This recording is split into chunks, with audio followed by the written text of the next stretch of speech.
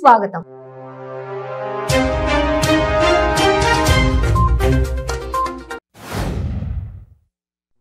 భోగి సందర్భంగా తాడేపల్లిలోని CM camp కార్యాలయం వద్ద ఉన్న గోశాలలో సంక్రాంతి సంబరాలు నిర్వహించారు. ఈ వేడుకల్లో సీఎం జగన్ సతీ సమేతంగా పాల్గొన్నారు. సీఎం జగన్ ఆయన అర్ధాంగి వైఎస్ భారతి సాంప్రదాయ దుస్తుల్లో విచ్చేశారు. దక్షిణ అయోధ్య పేరుగాంచిన పుణ్యక్షేత్రం భద్రాచలం దివ్యక్షేత్రం. ఈ క్షేత్రంలో శ్రీ సీతారామచంద్ర స్వామి దేవస్థానంలో ప్రతి ఏటా భోగి పండుగ రోజున రంగనాథ గోదాదేవి కళ్యాణం ఘనంగా నిర్వహిస్తూ ఉంటారు. నకరేకల్ సెంటర్లోని జరిగిన భోగి సంబరాల్లో మాజీ ఎమ్మెల్యే వేముల వీరేశం పాల్గొన్నారు.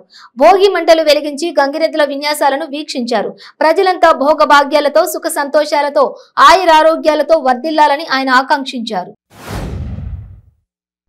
మంచిర్యాల జిల్లా మందమరి బురదగుండంలో నూతనంగా నిర్మిస్తున్నటువంటి త్రిశక్తి అష్టలక్ష్మి మహంకాళి దేవాలయంలో 3 రోజుల సంక్రమణ పర్వదినాన పురస్కరించుకుని విశేష పూజలు అభిషేక కార్యక్రమాలు నిర్వహించడం జరిగింది. భక్తులు అధిక సంఖ్యలో పాల్గొన్నారు. పశ్చిమ గోదావరి జిల్లాలో కోడి పందాలు జోరుగా సాగుతున్నాయి. పోలీసు యంత్రాంగం కనుచూపు మేర కనిపించకపోవడంతో విమర్శలు వస్తున్నాయి. పశ్చిమ గోదావరి జిల్లా భీమవరం మండలం వెంప గ్రామంలో అంగరంగ వైభవంగా సంక్రాంతి వేడుకలు నిర్వహించారు.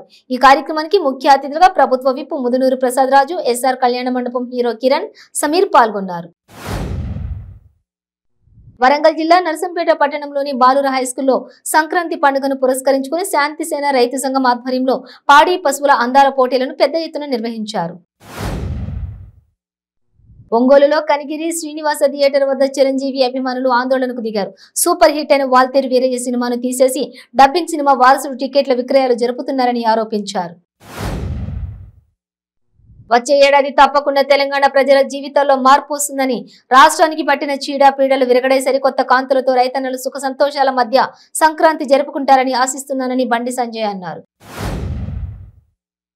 కాంగ్రెస్ బీజేపీ ఇతర పక్షాలను ఐక్యం చేయడంతో పాటు జాతీయ రాజకీయాల్లో సత్తా చాటేందుకు బీఆర్ఎస్ ఖమ్మంలో 18న తలపెట్టిన భారీ బహిరంగ సభ విజయవంతానికి సన్నాహాలు జరుగుతున్నాయి. చివెంలం గ్రామంలో జేజేఆర్ యూత్ ఆధ్వర్యంలో నిర్వహించిన ముగ్గుల పోటీలు ఘనంగా నిర్వహించారు. ఈ కార్యక్రమానికి ముఖ్య అతిథులుగా చివెంలం మండలం టీఆర్ఎస్ పార్టీ అధ్యక్షులు, మండల vice MPP Julakanti Jeevan Reddy, ZPTC Bukya Sanjeev Naik పాల్గొని విజేతలకు బహుమతులను ప్రదానం చేశారు.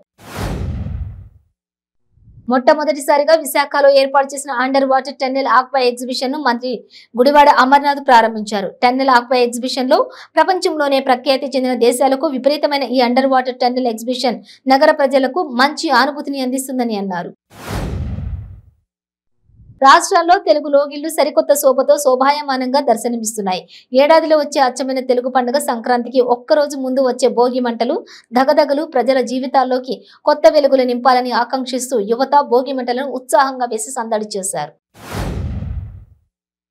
తిరుమల శ్రీవారికి టీవీఎస్ సంస్థ తరపున ఆ సంస్థ వైస్ ప్రెసిడెంట్ చెన్నైకి చెందిన సెల్వం 80 లక్షలు విలువ చేసే ఏసీ సౌకర్యంతో కూడిన 2 కూరగాయల లారీలను టీటీడీకి విరాళంగా అందించారు. తిరుమల శ్రీవారిని పలువురు ప్రముఖులు దర్శించుకున్నారు. స్వామివారి నైవేద్య విరామ సమయంలో YCP MLA Vallabhaneni Vamsi, Gulbarga MP Umesh యాదవ్లు వేర్వేరుగా స్వామివారి సేవలో పాల్గొని మొక్కులు చెల్లించుకున్నారు.